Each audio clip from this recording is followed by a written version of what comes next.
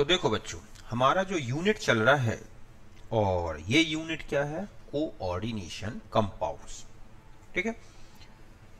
इस यूनिट में आज जो हम टॉपिक डिस्कस करने वाले हैं और ये टॉपिक है हमारा क्या? Application of crystal field theory. क्या है आज का हमारा टॉपिक? ये है एप्लीकेशन ऑफ CFT। समझ गए बच्चों?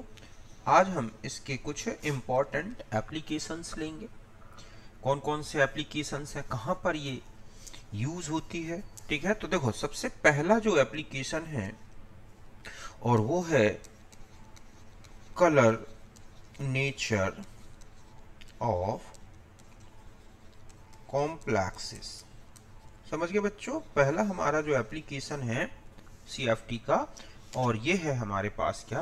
Colour nature of complexes.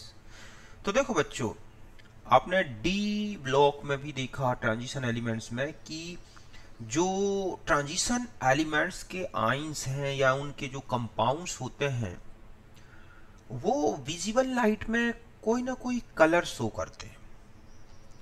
तो ये जो कलर आता है, समझ गए ना, कि जो कंपाउंड्स में ये कलर आ रहा है इसका रीजन क्या है, कैसे प्रोड्यूस होता है ये कलर।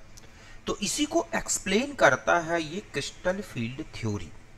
आपने अभी देखा है क्रिस्टल फील्ड थ्योरी में कि लिगेंड के इफेक्ट से जो डी ऑर्बिटल्स होते हैं, डीजनरेट ऑर्बिटल्स होते हैं, वो क्या हो जाते हैं? स्प्लिट हो जाते हैं।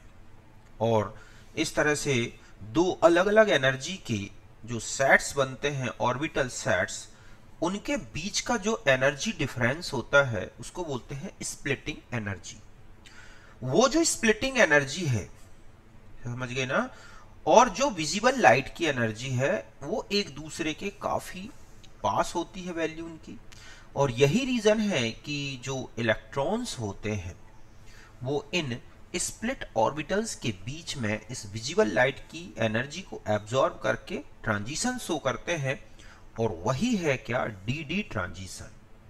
Means colour nature of complexes due to d transition, ठीक है, between split orbitals of metal ion means in complex. Okay, तो हम इसका रीजन लिखते हैं। तो ये जो है complexes give different colour in the presence of visible light। ठीक है। it is called color nature of complexes। समझ गए बच्चों कि जो कॉम्प्लेक्सेस हैं वो विजिबल लाइट में अलग अलग कलर्स प्रोड्यूस करते हैं। तो यही इनका क्या कहलाता है बच्चों? Colour nature. ठीक है। अब आता है कि कलर नेचर किस कारण से होता है। तो colour nature is due to d electronic transition between split d orbitals, because energy difference between split orbitals जो होती हैं बच्चों, समझ गए ना, कि जो कलर नेचर है ट्रांजिशन इनमें कॉम्प्लेक्सेस में, ये है स्प्लिट डी ऑर्बिटल के बीच में डी इलेक्ट्रॉनिक ट्रांजिशन। अब ऐसा क्यों होता है बच्चों? Because energy difference between split orbitals is equals to, ठीक है, एनर्जी ऑफ विजिबल लाइट समझ गए बच्चों? ध्यान रखें कि वही विजिबल लाइट एब्जॉर्ब होगी जिसकी एनर्जी उन स्प्लिट ऑर्बिटल की एनर्जी के इक्वल या सिमिलर हो। देयरफॉर, ठीक है, complex absorb visible light and so DD transition and produced complementary color of visible absorbed color wave। समझ गए बच्चों कि कलर नेचर क्यों है डीडी में, कॉम्प्लेक्सेस में क्यों मिलता है? तो इसका रीजन दिया गया कि जो स्प्लिट ऑर्बिटल्स होती हैं उनके बीच का जो एनर्जी डिफरेंस है वो लगभग विजिबल लाइट की एनर्जी के बराबर है, और ऐसे में जो कॉम्प्लेक्स है वो जो क्या करते हैं, एनर्जी को, विजिबल लाइट एनर्जी को एब्जॉर्ब करते हैं और एक डीडी ट्रांजिशन शो करते हैं। इसके बाद जो लाइट कलर आता है कॉम्प्लेक्स का उसको क्या बोला जाता है बच्चों? Complementary colour. मतलब हम ये कहें कि ये था डी ऑर्बिटल, है ना, तो इस तरह से डी ऑर्बिटल दो में स्प्लिट होता है। अगर हम ऑक्टाहेड्रल की बात करें इस तरह से, अब सपोज आप देखें कि इसमें जो इलेक्ट्रॉन था यहां है, ठीक है, ये जो डिफरेंस है इससे हम क्या बोलते हैं? CFSE which is equals to H nu. H nu मतलब क्या होगा बच्चों? ये किसकी एनर्जी है? एनर्जी ऑफ विजिबल लाइट, ठीक है। तो जैसे ही यहां पर हमने लाइट दी कॉम्प्लेक्स को, तो इलेक्ट्रॉन क्या करता है कि अपनी लोअर एनर्जी स्टेट से एक्साइटेड होके कहां पहुंच जाता है बच्चों? अपनी इस स्टेट। तो ये जो ट्रांजिशन हुआ यही क्या कहलाता है? DD electronic transition. इस तरह से, तो इस तरह से जैसे ही अनपेयर्ड इलेक्ट्रॉन होंगे कॉम्प्लेक्स में, वो इस तरह का इलेक्ट्रॉनिक ट्रांजिशन शो करते हैं। तो ये जो है यही है क्या बच्चों? Split orbitals. यहां पर लाइट आपने रखी, तो लाइट की प्रेजेंस में इलेक्ट्रॉन जो है अपनी लोअर एनर्जी स्टेट से हायर एनर्जी स्टेट में जंप कर जाता है, और जंप करने के बाद अब जो लाइट रिलीज होगी वो कॉम्प्लेक्स में एक कलर प्रोड्यूस करती है। तो देखो बच्चों, यहां बता दूं, एब्जॉर्ब्ड कलर, ठीक है, और कॉम्प्लीमेंट्री कलर, ठीक है। तो जैसे मतलब कौन सा कलर एब्जॉर्ब होगा, तो क्या ये मतलब ये होगा कलर ऑफ कॉम्प्लेक्स। ध्यान रखें, जो कॉम्प्लीमेंट्री कलर आएगा वही कॉम्प्लेक्स का कलर दिखाई देगा। जैसे देखो, वायलेट कलर है, ठीक है, जिसकी लैम्डा 300 से और 430 nm की होती है, ठीक है। तो इसका जो कॉम्प्लीमेंट्री कलर आता है वो है येलो, जो कि 560 से 580 nm तक का होता है। तो अगर कोई भी कॉम्प्लेक्स वायलेट कलर की विजिबल रीजन को, ये कौन सा हो गया बच्चों? विजिबल रीजन, ठीक है। तो विजिबल रीजन की वायलेट कलर का एब्जॉर्प्शन करेगा तो येलो दिखेगा। दूसरा देखते हैं हम, अगर ब्लू कलर का एब्जॉर्प्शन होगा जो कि 430 से लेके और 490 nm का रीजन रखता है, तो इसका जो कलर होगा वो होगा ऑरेंज, और ये आएगा 580 से लेके 650 nm तक का reason.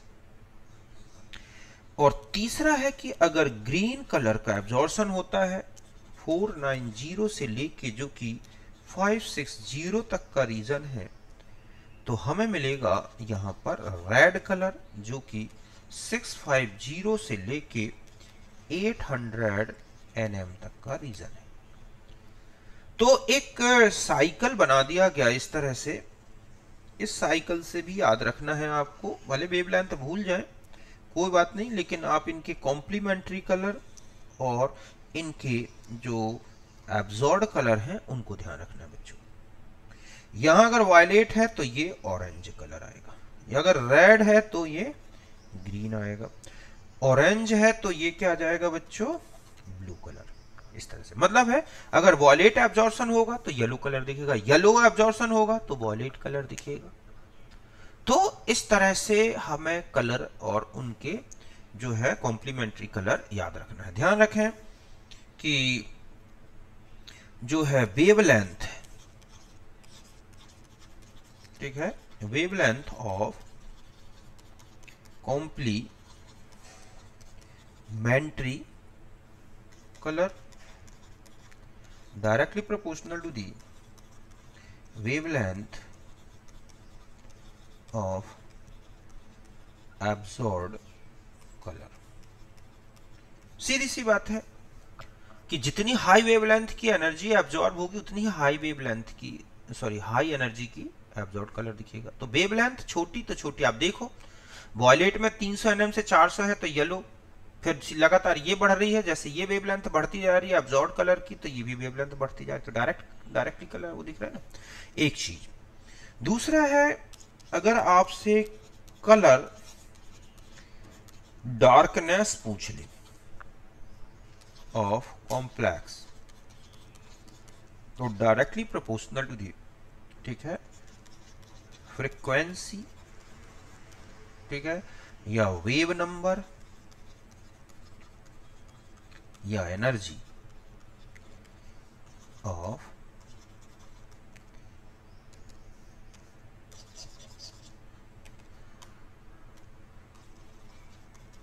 Complementary colour wave.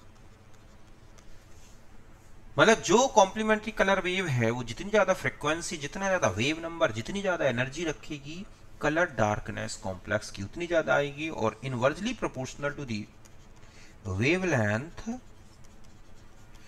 Of, ठीक है, कॉम्प्लीमेंट्री कलर। इस तरह से कि जितनी ज्यादा बड़ी वेवलेंथ होगी उतना ही कम जो है कलर डार्कनेस दिखाई देगी, ठीक है। ठीक इसी तरह से अगर आपको ये देखना है कि लिगैंड के इफेक्ट, अभी हम इसका इफेक्ट देखते हैं, हम फैक्टर अफेक्टिंग में हम लेंगे लिगैंड के नेचर का क्या इफेक्ट पड़ता है इस एब्जॉर्प्शन में, तो वो भी हम अलग से एक्सप्लेन करेंगे। अब ये बता दूं मैं, कुछ पॉइंट याद रखने हैं। देखो कि अगर D0 या D10 कॉन्फ़िगरेशन है, कॉन्फ़िगरेशन ऑफ मेटल आयन, तो ध्यान रखें ये क्या होगा बच्चों, कलरलेस कॉम्प्लेक्स। कि जैसे जिंक है, जिंक 2+ है, कैडमियम 2+ है बच्चों, है ना। इसके अलावा स्कैंडियम 3+ है, या टाइटेनियम 4+ है। इसमें D10 कॉन्फ़िगरेशन होता है, इसमें D10 होता है, इसमें D0 होता है, इसमें D0 होता है। तो ये कलरलेस आयंस होते हैं, मीन्स इनके जो कॉम्प्लेक्सेस होंगे वो भी कैसे होंगे बच्चों, कलरलेस। समझ गए ना कि अगर इस तरह से D10, इसके अलावा Cu1+ है, D10 कॉन्फ़िगरेशन होता है। कुछ एक्सेप्शनल रीजन आएंगे जब हम उन्हें देखेंगे कि वो कलर्ड हो जाते हैं, उसका रीजन क्या है, तो वो चार्ज ट्रांसफर ट्रांजिशन से रिलेटेड है, पहला पॉइंट। दूसरा रखना है कि D1 से लेके D9 अगर इलेक्ट्रॉनिक कॉन्फ़िगरेशन आता है बच्चों, समझ गए ना, ये है कि D1 से लेके D9 तक का इलेक्ट्रॉनिक कॉन्फ़िगरेशन मींस अगर वो पैरामैग्नेटिक भी दिखता है, और भी ये बता दूं सिंपली कि पैरामैग्नेटिक कॉम्प्लेक्स अगर आपको दिखता है तो ये कैसा होगा, कलर्ड होगा due to d d transition. इनमें डी डी ट्रांजिशन होगा, जहां एक भी इलेक्ट्रॉन नहीं है या डी भरी हुई है तो कहां ट्रांजिशन होगा, जैसे Cu NH3 होल 4 2+ आप देख लो, है ना, जो कि ब्लू कलर का होता है, या Ni अमोनिया NH3 होल 6+2 है तो ग्रीन कलर का होता है। तो इस तरह से बहुत सारे कलर हैं कॉम्प्लेक्सेस के। तो इस तरह से इसमें क्या होगा बच्चों, कलर्ड होंगे। D1 से लेके D9 तक का कोई भी कॉन्फ़िगरेशन आपको दिखता है। अब यहां पर आ जाते हैं, ठीक है, कि कुछ फैक्टर्स देखते हैं हम, फैक्टर्स अफेक्टिंग ऑन, ठीक है, कलर नेचर ऑफ कॉम्प्लेक्सेस। कौन कौन से ऐसे फैक्टर हैं जो कॉम्प्लेक्स की कलर नेचर को इफेक्ट करते हैं। तो जैसे पहला है फील्ड स्ट्रेंथ, ठीक है, फील्ड स्ट्रेंथ ऑफ लिगैंड्स। समझ गए बच्चों कि जो लिगैंड्स होते हैं उनकी फील्ड स्ट्रेंथ का क्या इफेक्ट पड़ेगा कलरलेस में। तो ध्यान रखें कि एनर्जी, या हम कहें कि फ्रीक्वेंसी, ठीक है, एनर्जी है, फ्रीक्वेंसी है, या wave number of absorbed wave, और चाहे वो कॉम्प्लीमेंट्री कलर, कॉम्प्लीमेंट्री वेव, अगर इनमें से कुछ भी पूछ ले तो ये डायरेक्टली प्रोपोर्शनल है। स्ट्रेंथ मींस जो स्प्लिटिंग पावर होती है, क्या बच्चों, splitting power, strength of ligand. समझ गए ना। या यहीं पर मैं और लिख दे रहा हूं, कलर डार्कनेस जो होगी, ठीक है, वो भी यही इसी तरह से डायरेक्टली प्रोपोर्शनल होगी। समझ गए बच्चों। फील्ड स्ट्रेंथ तो देखो कैसे, मतलब अगर हम यहां जैसे आपने देखा था कि आयोडाइड से चले, क्लोराइड हो गया, ब्रोमाइड हो गया, ठीक है, OH हो गया, H2O हो गया, फिर आपने देखा था अमोनिया हो गया, और ऐसे मैं पूरे नहीं बना रहा हूं, मतलब कुछ इंपॉर्टेंट। तो आपने देखा था कि ये फील्ड स्ट्रेंथ बढ़ती जा रही है ना, कि यहां से यहां पर अगर हम देखें तो ये जो लिगैंड की स्प्लिटिंग पावर की बात करें, है ना, तो ये बढ़ती जा रही है। तो इसका मतलब है कि यहां पर क्या क्या बढ़ेगी, energy, energy of absorbed wave, ठीक है। अगर हम कहें कि फ्रीक्वेंसी, वेव नंबर, ये सब क्या होते जाएंगे, बढ़ेंगे। कलर डार्कनेस की बात करें तो ये भी बढ़ेगी, ठीक है। तो ये सब किस में चलेंगे, इंक्रीजिंग ऑर्डर में। किस में होंगे बच्चों, इंक्रीजिंग ऑर्डर। लेकिन अगर वेवलेंथ की बात करें,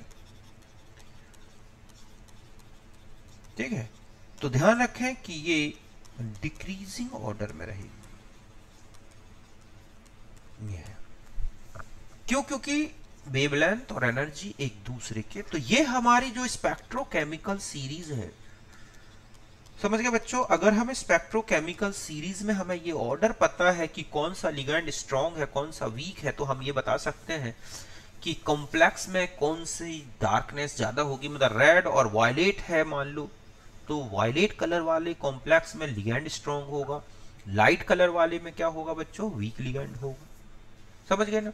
तो इस तरह से अगर आपको जैसे यहां पर लिखा है कि एक है Ni, ठीक है बच्चों, H2O होल 6+2 एक कॉम्प्लेक्स, एक है Ni NH3 होल 6+2, ठीक है, और एक है Ni NO2 होल 6-4, ठीक है।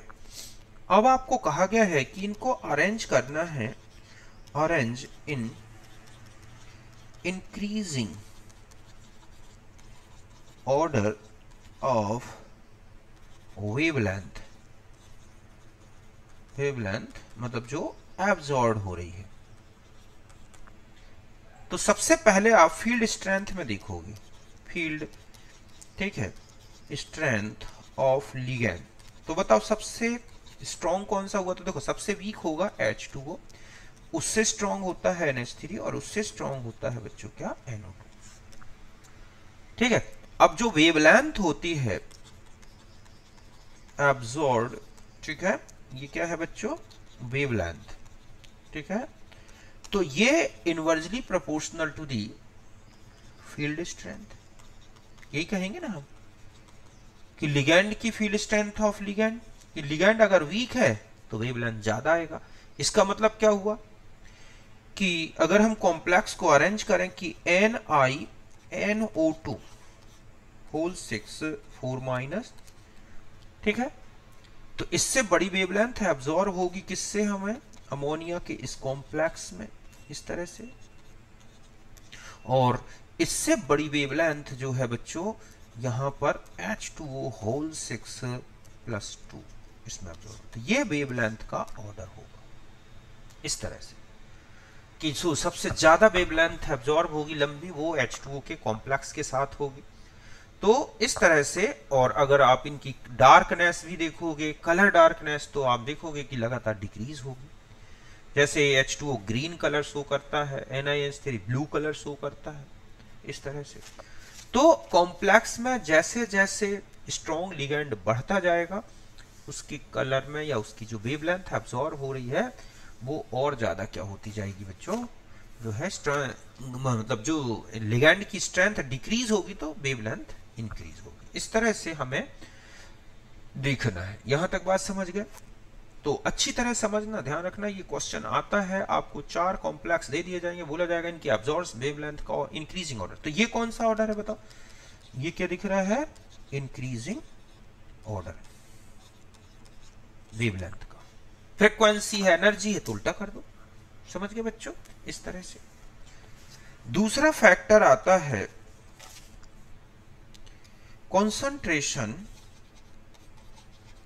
Concentration of ligand, strong ligand. समझ गया बच्चों कि अगर कॉन्सेंट्रेशन ऑफ स्ट्रॉन्ग लिगैंड, कि अगर स्ट्रॉन्ग लिगैंड की कॉन्सेंट्रेशन बढ़ेगी तो क्या इफेक्ट पड़ेगा? तो ध्यान रखें कि जो कलर डार्कनेस है बच्चों, ठीक है, directly proportional to the concentration of strong ligand, कि जितने ज्यादा स्ट्रॉन्ग लिगैंड करते जाओगे उतना ही ज्यादा इसका क्या होगा?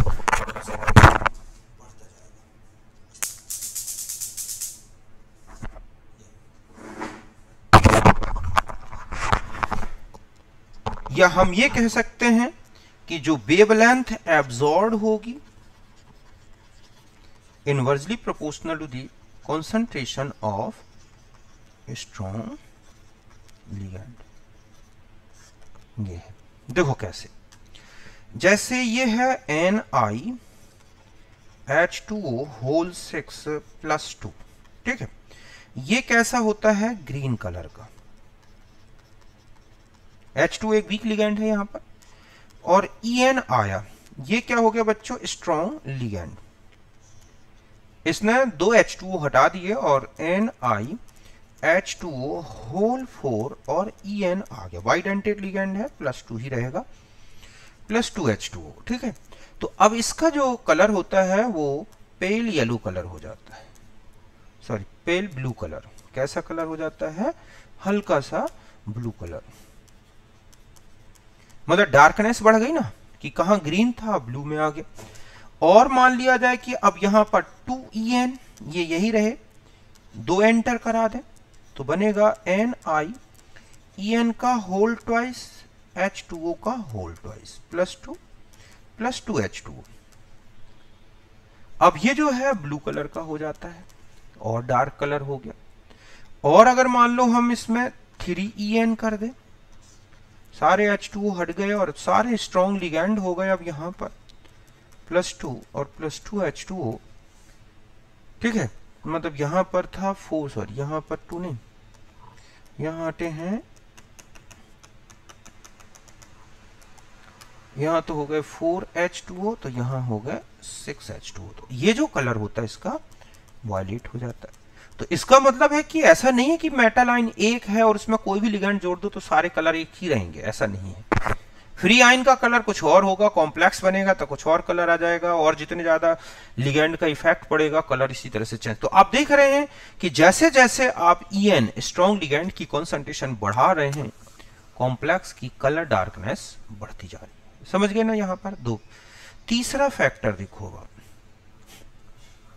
ठीक है, कि जो चार्ज की बात करें, कि कॉम्प्लेक्स में अगर चार्ज की बात करें, चार्ज और ऑक्सीडेशन नंबर, ठीक है, oxidation number of metal atom या आयन, तो यहां पर ध्यान रखें कि डार्कनेस जो होगी बच्चों, darkness of absorbed colour directly proportional to the oxidation number of metal ion।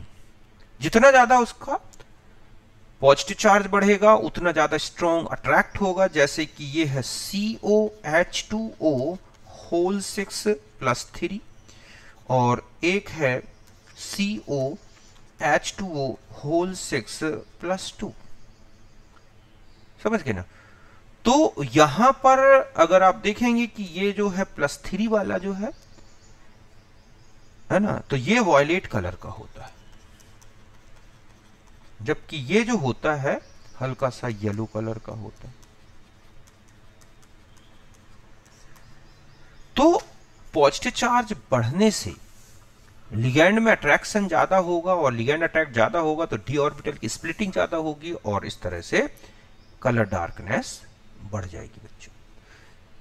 तो इस तरह का आपको अच्छी तरह से ध्यान रखना है कि जितने ज्यादा स्ट्रॉन्ग लिगैंड उतनी ही ज्यादा कलर डार्कनेस, उतनी ही ज्यादा एनर्जी की वेवलेंथ ये है जो है हमें दिखाई देगी। यहां तक बात क्लियर है, कोई दिक्कत नहीं बच्चों। मैं तो समझता हूं कि आप अच्छी तरह समझ गए होंगे, कहीं कोई प्रॉब्लम नहीं है अब यहां तक हमारे, ठीक है। तो इस तरह के अगर कोई भी कॉम्प्लेक्सेस मिलते हैं और आपको उसमें कलर के अनुसार उनको अरेंज करना है, तो आप उसमें जो है वेवलेंथ के स्पेक्ट्रोकेमिकल सीरीज अच्छे से याद कर लें, वही आपको बहुत ही इंपॉर्टेंट वो करेगी। जैसे कि एग्जांपल है कि लिखा है CONH3 होल 6 + 3, ठीक है बच्चों, और एक कॉम्प्लेक्स लिखा है COCN होल 6 - 3 और एक लिखा है COH2O होल 6 + 3, ठीक है। अब इन्हें अरेंज करना है करेक्ट ऑर्डर, ठीक है, कि arrange in order of wavelength of absorbed light, कि जो एब्जॉर्ब लाइट है उसकी वेवलेंथ के ऑर्डर में इनको अरेंज करना है। तो सीधी सी बात है कि आप यहां पर अगर लिगैंड फील्ड देखेंगे, कि बस आपको लिगैंड फील्ड देखना है, और लिगैंड फील्ड अगर आपसे आता है तो बहुत इजी पहचान सकते हो कि कौन सबसे बड़ी वेवलेंथ को एब्जॉर्ब करेगा और कौन सबसे छोटी। तो इस तरह का ऑर्डर दिखेगा आपको ऐसे, ठीक है। तो ये फील्ड स्ट्रेंथ है। तो सोचो आपकी कॉम्प्लेक्स में कि वेवलेंथ का ऑर्डर क्या होगा, तो सबसे छोटी वेवलेंथ किससे एब्जॉर्ब होगी, COCN होल 6 3 - इससे बड़ी जो वेवलेंथ एब्जॉर्ब होगी वो अमोनिया के साथ, ठीक है, और इससे बड़ी वेवलेंथ एब्जॉर्ब होगी किसके साथ बच्चों, वाटर के साथ। तो ये वेवलेंथ का इंक्रीजिंग ऑर्डर होगा। तो मैं समझता हूं कि यहां तक आप अच्छी तरह समझ गए होंगे। कहीं कोई दिक्कत नहीं। अब आपको कोई भी कॉम्प्लीमेंट्री कलर की वेव ऑब्जॉर्व हो रही है तो कौन सा कलर आएगा, ये न्यूमेरिकली क्वेश्चन होते हैं। तो ये था हमारा एक एप्लीकेशन किसके बारे में बच्चों, कॉम्प्लेक्स की कलर नेचर को लेके सीएफटी का। ठीक है, फिर हम आ जाते हैं इसके बाद जो है कॉम्प्लेक्स की स्टेबिलिटी को अलग से हम एक डिटरमाइन करते हैं। तो यहां पर अब हम आ जाते हैं, नेक्स्ट हेडिंग डालेंगे और ये है stability constant.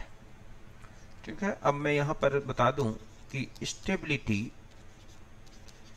Constant of complexes.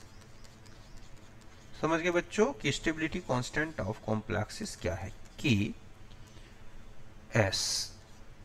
तो देखो क्या होता है कि जो कॉम्प्लेक्स फॉर्मेशन है, अगर आप देखेंगे कि जो कॉम्प्लेक्स फॉर्मेशन होता है ना बच्चों, takes place stepwise at equilibrium state, कि एक एक करके लिगैंड जुड़ते हैं। मतलब हम ये कहें कि ये मेटल है, इसमें एक लिगैंड आके जुड़ गया, बन गया क्या, Ml। यहाँ Ks अगर हम कहें 1 तो हमने लिखा Ml अपॉन में M, ठीक है, L। फिर यहाँ Ml बना, फिर एक L और आके जुड़ गया, बन गया क्या बच्चों, Ml2, Ks2 हो गया ये। ठीक है, तो हम लिखेंगे Ml2 का active mass upon M L और यहां पर लिगेंड का, और यही चलता रहे ऐसे। तो यहां पर हम इस तरह से कहें कि ये हो गया M L n-1 plus L equal to M L n। तो यहां पर हम Kn लिखें तो हम लिखेंगे यहां पर M L n की concentration upon M L n-1 और L। तो ये स्टेप वाइज है। यहां क्या चल रहा है ये देख रहे हैं आप कि ये है stepwise addition of ligand. ठीक है, अगर हम इस ओवरऑल रिएक्शन को ऐसे भी लिखें, ठीक है, एडिशन, या हम ये कहें कि ओवरऑल रिएक्शन, तो हम ऐसा लिखेंगे M plus n L equal to M L n। ठीक है, और इनमें सब में बच्चों एक इक्विलिब्रियम स्टेब्लिश रहता है। क्या रहता है, इक्विलिब्रियम। तो एक टोटल इक्विलिब्रियम ये है। तो यहां पर हम बीटा n लिखें तो हम लिखेंगे M L n। ठीक है, यहां क्या हो जाएगा M, यहां आ जाएगा L का पावर n। इसको बोला जाता है ओवरऑल स्टेबिलिटी कांस्टेंट। क्या बोलते हैं बच्चों, ओवरऑल स्टेबिलिटी कांस्टेंट। और यहां जो Ks1 Ks2 है ना, और ये जो है इस तरह से Kn तक हम चलते जा रहे हैं, तो ये जो Kn है इनको बोला जाता है स्टेप वाइज स्टेबिलिटी कांस्टेंट, इस तरह से। ठीक है, तो बीटा n इक्वल टू होगा Ks1 इंटू Ks2, ठीक है, into Ks3 dash dash Kn, इस तरह से। समझ गए बच्चों, ये अपन ने इक्विलिब्रियम में पढ़ा कि अगर एक ही रिएक्शन एक से ज्यादा स्टेप में हो और एक ही स्टेप में हो जाए तो एक स्टेप का जो स्टेबिलिटी कांस्टेंट है या इक्विलिब्रियम कांस्टेंट, वो स्टेप वाइज कांस्टेंट के प्रोडक्ट के बराबर होगा। अब ध्यान रखें कि अगर आपसे पूछा गया है स्टेबिलिटी के बारे में कि स्टेबिलिटी ऑफ कॉम्प्लेक्स, तो directly proportional to the beta n, या हम ये कहें कि n, जितना ज्यादा स्टेबिलिटी कांस्टेंट की वैल्यू होगी कॉम्प्लेक्स उतना ही ज्यादा क्या होगा बच्चों, स्टेबल होगा। ठीक है, ये आपको क्वेश्चंस में दे रखा होता है। जैसे मान लो आपको कोई कॉम्प्लेक्स एक एग्जांपल से समझते हैं, लिखा है CuNH3 होल 4 प्लस 2। जो बीटा एन है ये वैल्यू है 4.5 इंटू 10⁻11। कितनी है? 11। ठीक एक ही कॉम्प्लेक्स है। दूसरा कॉम्प्लेक्स लिखा है आपके पास AgNH3 okay whole twice plus, इसका बीटा एन जो वैल्यू है वो है 1.6 इंटू 10⁻7। तीसरा एग्जाम्पल है हमारे पास FeCN होल 6 -3 और इसका बीटा एन है 7.69 इंटू 10⁻43। और एक लिखा है फोर्थ नंबर में FeCN होल 4 माइनस और इसका बीटा एन है 1.8 इंटू 10⁻6 +6। अब आपसे कहा जाए कि इनका ऑर्डर, स्टेबिलिटी ऑर्डर क्या होगा बताओ। तो आप स्टेबिलिटी ऑर्डर डायरेक्ट देखना है, ठीक है, stability directly proportional to the beta n. तो ऑर्डर स्टेबिलिटी का क्या होगा, देखो सबसे ज्यादा स्टेबल कौन सा हुआ, थर्ड, फिर क्या आ जाएगा फर्स्ट, फिर क्या आ जाएगा बच्चों सेकंड, और फिर क्या आएगा फोर्थ। तो इस तरह से अगर हमें स्टेबिलिटी कांस्टेंट के बारे में अच्छा नॉलेज है तो हम बता सकते हैं। और एक और होता है इनस्टेबिलिटी कांस्टेंट, और इसी को बोलते हैं डिसोसिएशन कांस्टेंट। समझ गए बच्चों, कांस्टेंट ऑफ कॉम्प्लेक्स कि अगर इनस्टेबिलिटी, तो ध्यान रखें कि मतलब ये लिखा है MLN, ठीक है, डिसोसिएटेड हुआ M प्लस NL, तो KINS इक्वल टू लिखेंगे M L का पावर N अपॉन MLN। ध्यान रखें जो KINS है वो equals to the 1 upon KS, ठीक है।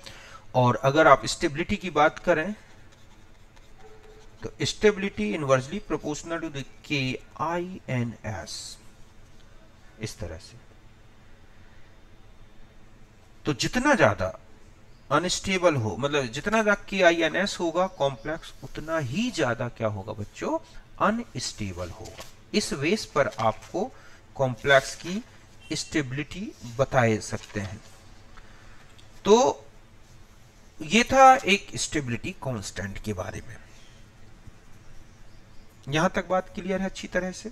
तो आपको क्वेश्चंस न्यूमेरिकली इस तरह से मिलते हैं जहां पर आपको स्टेबिलिटी कांस्टेंट दे रखे होते हैं, उनको देख के कॉम्प्लेक्स की स्टेबिलिटी बतानी हो तो आप इस तरह के क्वेश्चन इसमें आगे कहीं सॉल्व करके देखना, मिलेंगे आपको इस तरह से, ठीक है। बाकी अब जो इसमें बचा है अभी वो है factor of acting on stability of complexes. क्या देखेंगे बच्चों इसके बाद हम यहाँ पर, ये आएगा हमारा फैक्टर, ठीक है, of acting on stability of complexes. इसके बारे में हम पूरा डिटेल में लेंगे, कौन कौन से फैक्टर्स हैं जिन पर स्टेबिलिटी डिपेंड करती है, समझ गए ना। और कुछ इंपॉर्टेंट एप्लीकेशंस देखेंगे कॉम्प्लेक्सेस के, फिर हम आएंगे इसके बाद ऑर्गेनो मेटालिक कंपाउंड्स के बारे में। तो यहाँ तक अच्छी तरह से आप समझ में आ गया होगा, मैं समझता हूँ। अब कोई दिक्कत नहीं होगी, कलर से लेके स्टेबिलिटी कांस्टेंट को लेके इस तरह से, समझ गए बच्चों। ये है टाइम क्या होगा,